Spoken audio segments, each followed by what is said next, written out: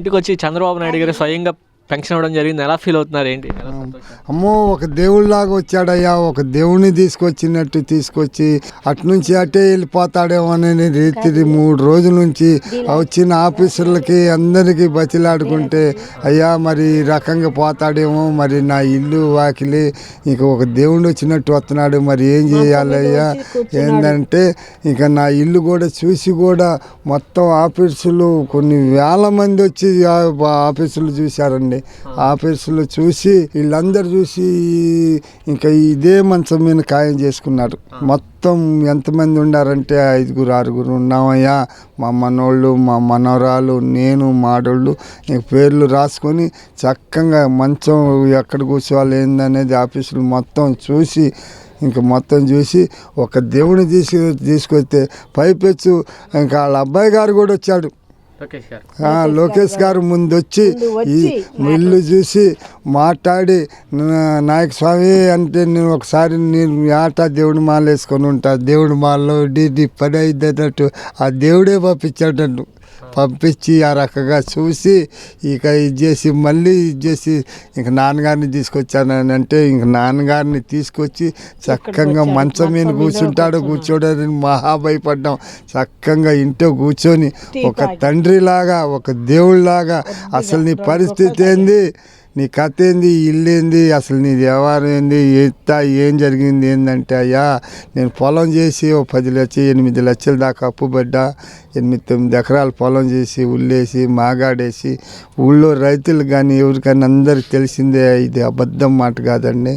ఇంకా అయ్యో కూలి బతికి చాక చేసి బతికేవాడు నోటికాడి పిల్లల కాడికి ఇంకా అని చెప్పాం.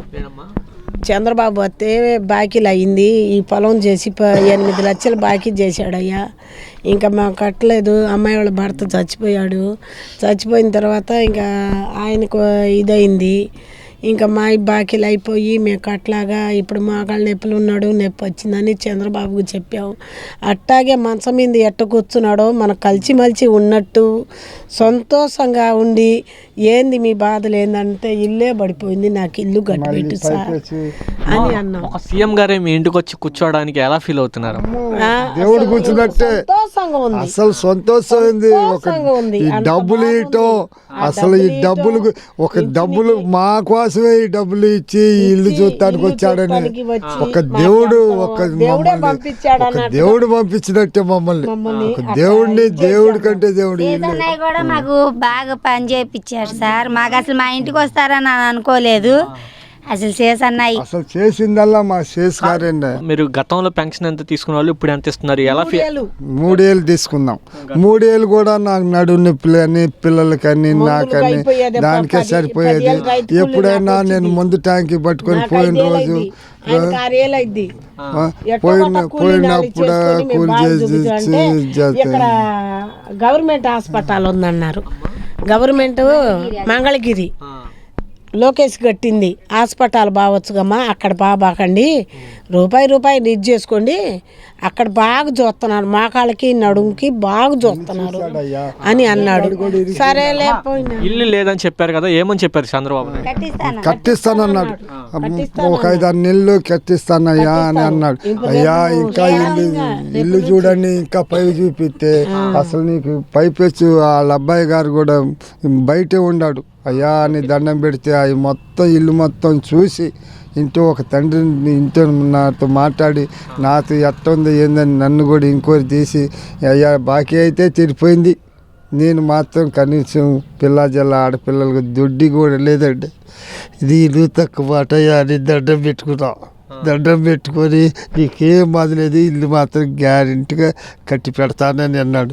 కాదు హామీ ఇచ్చి 5-6 నెలలు కూడా కాదయ్యా, అసలు ఇల్లు కూడా చూడండి ఉండటానికి కూడా అని అంటే నీకు అసలు ఏం బాధలేదు, ఇంక నీకు తిరగలేదు పో అని అన్నాడు. ఇంక ఈ లోపల ఇంకా అయ్యా కొంచెం టీ తాగి స్వామి అని అన్నా ఉండలేక మనసు ఇంకా సంతోషమై ఇంకా సంతోషం అయితే ఇంక మా అమ్మాయి టీ పెడితే మేము తాగే గ్లాసులోనే ఆ గ్లాసులోనే ఇంకా తాగి ఇంకా దండం పెట్టి మళ్ళీ ఇంట్లో మనిషి వచ్చినట్టు మా ఇంట్లో మనిషి వచ్చినట్టు మాలో కలిసినట్టే మా ఇంట్లో మనిషి వచ్చినట్టు మా ఇంట్లో కలిసిపోయినట్టు మాకు బాగుంది సార్.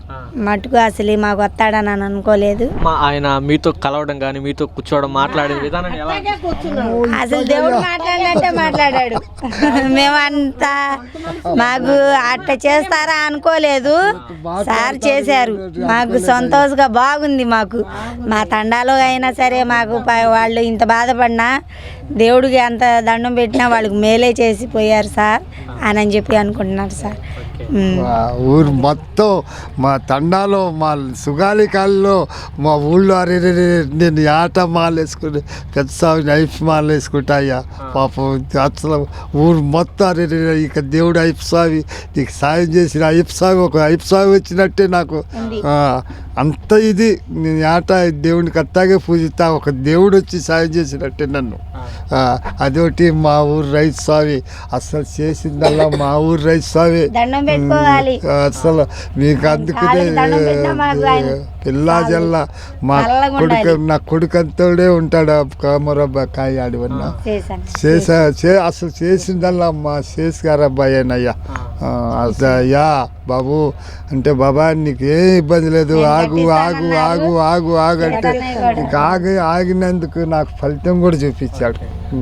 బాబాయ్ ఇప్పుడు ఆయన చెప్పిన విధానాన్ని బట్టి కానీ ఆయన కూర్చున్న విధానాన్ని కానీ మీకు ఎలా సంతోషం? అసలు మేము బెడిపోయావయ్యా, బయట పోలీసులు ఏంది అంత పోలీసులు వదిలిపెట్టి ఇక్కడ కూర్చున్నాడంటే అసలు మాకు సిరి చెవంటలు బట్టి ఇట్లా మాట్లాడతాలేదు మేము కల్లో కూడా అనుకోలేదు.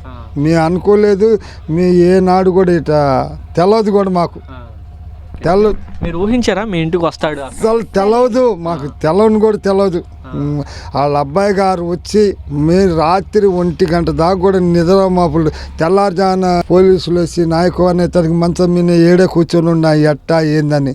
తర్వాత ఇంకా నాన్నగారు ఇంకా గంటకు వస్తారన్నాగా లోకేష్ గారు వచ్చి అయ్యా నీ దండం పెడితే మీకేం బాధ లేదు, నాన్నగారు చక్కగా మాట్లాడతాడు, నీకేం బాధ లేదు, నేను నాన్నగారిని తీసుకొస్తానని అన్నాడు. అదే రకంగా మాట్లాడాడు. ఇల్లు చూశాడు, నా అబ్బాయి ఇంటికాడ నా ఇల్లు వాకిలు మొత్తం చూశాడు. మా ఊరు అబ్బాయి ఆ అబ్బాయి కూడా మొత్తం చూపించి ఇంక మొత్తం చూసి బయట పని చేసి ఇంకా ఈ అయ్యగారు కూడా అయ్యా అని అంటే మొత్తం ఖాయం అయిపోయింది. ఒకే ఇల్లు అయ్యా, ఇదే ఇల్లు. అమ్మా ఎలా ఫీల్ అవుతున్నారు ఏంటి? బాబు వచ్చాడు, మాకు దేవుడు వచ్చినట్టే ఉంది, వెంకటేశ్వర స్వామి వచ్చినట్టే ఉంది, మాకు బాగుంది, మాకు సంతోషంగా బాగుంది. స్వయంగా చంద్రబాబు గారే మీకు ఇచ్చినట్టు ఫంక్షన్ ఇచ్చారా? 7,000 ఇచ్చారుగా, ఇదిగో 7,000 ఇచ్చారు, ఇదిగో 7,000 మాకు 7,000 ఇచ్చాడు, బాగుంది సార్. నాకు 7,000, మా నాన్నకి 7,000, మా అమ్మకి 5,000 బాగుంది. డబ్బులు కాక బతికినంత కాలం ఇల్లు కట్టి పెడతానన్నా. నాకు చాలా సంతోషంగా ఉంది. చంద్రబాబు వచ్చాడు, లోకేష్ బాబు వచ్చాడు, శేషు గారు కూడా మాకు మేలు చేశాడు. చాలా చాలా బాగుంది. చెప్పారమ్మా బాబు గారు? బాబు గారు ఇల్లు కట్టిస్తామన్నారు. ఇల్లు కట్టించి నీకు అప్పు చెప్తాం, మీరు బాధపడొద్దు, ఇంకా నా హానిలో పడింది, నేను కట్టిస్తాను, మీరు బాధపడొద్దు అని అన్నాడు. మా చంద్రబాబు నాయుడు ఒక సీఎం, ఆంధ్రప్రదేశ్ రాష్ట్ర సీఎంగా ఉండి మీ ఇంటికి రావడానికి ఎలా ఫీల్ అవుతున్నారు? మన ఇంటికి అసలు సొంత మనుషుల్లాగే వచ్చేసాడు. ఆయన మాట తీరు కానీ ఆయన కథ కానీ కలిసిమలిసి పిల్లలకి చదువుకుంటారా, నేను జాబు ఇస్తానురా అని అన్నాడు. ఆ ధైర్యం పెట్టి మాకు మొహం కలగల వచ్చింది, మాకు నవ్వుతూ ఉన్నాం. అది మాకు మంచిగా చేశాడు. అది అమ్మా.